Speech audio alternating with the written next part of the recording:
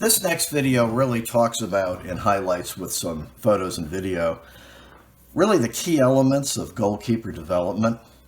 This is something that is difficult, if not available, to find on YouTube, that really seeks to break goalkeeping down into several important parts, and it allows the coach to think about what he or she needs to do to train the goalkeepers in each of these parts.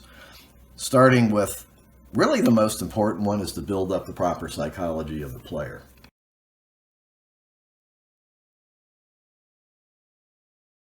Starting with really the most important one is to build up the proper psychology of the player.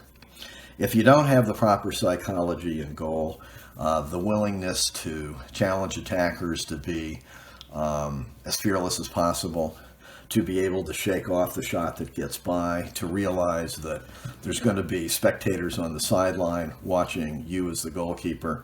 When the shot's coming in, all attention will be on you. The psychology is really the most important foundation. If a player doesn't have that right psychology to deal with playing the position, then that's really not going to be the right position for him or her.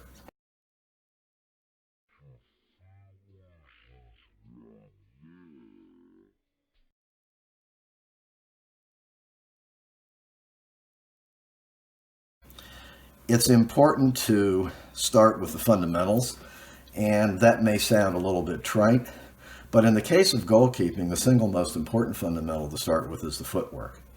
If the footwork isn't correct, then the goalkeeper is not going to be able to move around the space effectively. So it's important to have the proper stance, the proper forward, back, and side-to-side movement, keeping the hand and body position in the right form while the goalkeeper moves. So footwork, movement, and basic catching skills are extremely important. Those have been shown elsewhere in this video.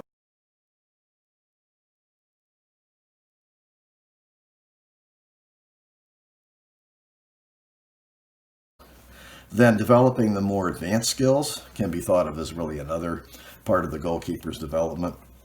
This gets into diving, both high dives, low dives, distribution of the ball, 1v1 charges, and defending those kinds of attacks, and so forth.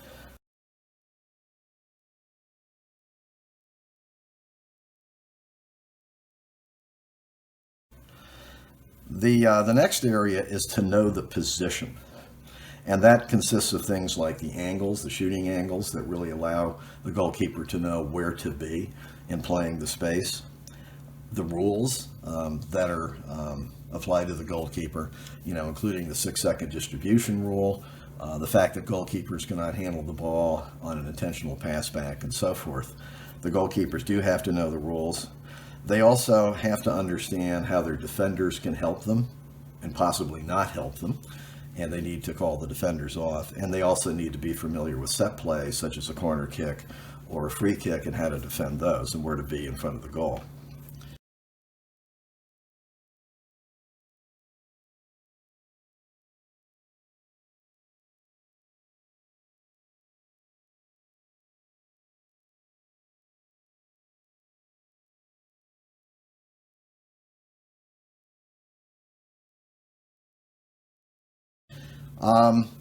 It's important also to use specialized goalkeeper coaches and also to practice at home. Much like kids, for example, who play basketball, and they might have the basketball net in the driveway and they shoot at home. And that's very important to developing shooting skills. It's also important that the goalkeepers can practice at home with things like just catching with a sibling or a parent, practicing ground balls and dives, practicing footwork if they can buy a rebound, or practicing catching, things like that. Having a goalkeeper coach is important. And the reason for that is a goalkeeper coach is going to know more about the position, can provide more intensive and focused one-on-one training. So relying on the team coach doesn't provide the goalkeeper all that he or she needs, because a team coach has to worry about 10 or 12 other players. The goalkeeper coach only has to worry about the goalkeeper.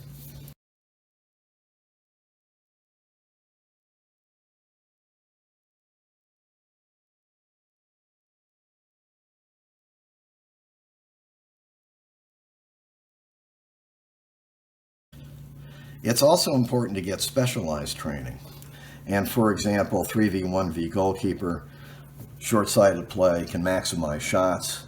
It's not always easy to set up these kinds of sessions because you have to have field players that become devoted to short-sided play, with an objective being to work on the goalkeeper and get the goalkeeper as many practice shots as possible. But this is also important because you can have a scrimmage where the goalkeeper might get just a handful of shots, maybe only a couple of them are really good ones that are challenging.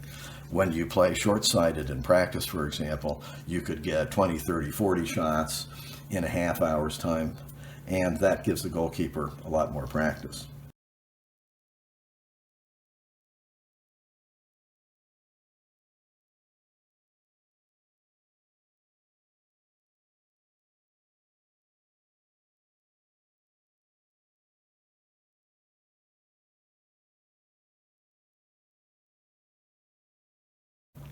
It's also important in the development for the goalkeepers to make sure they select the right team.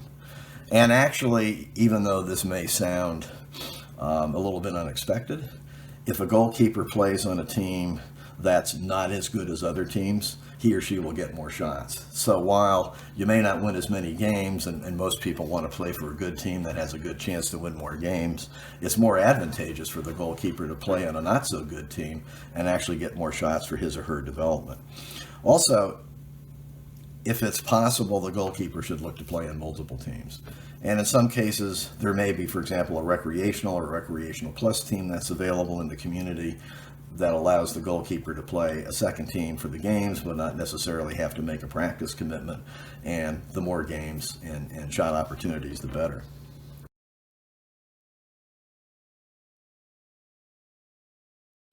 And then the goalkeeper has to develop playing the space both in practices and games as much as possible. And there just isn't a substitute for learning how to play the space.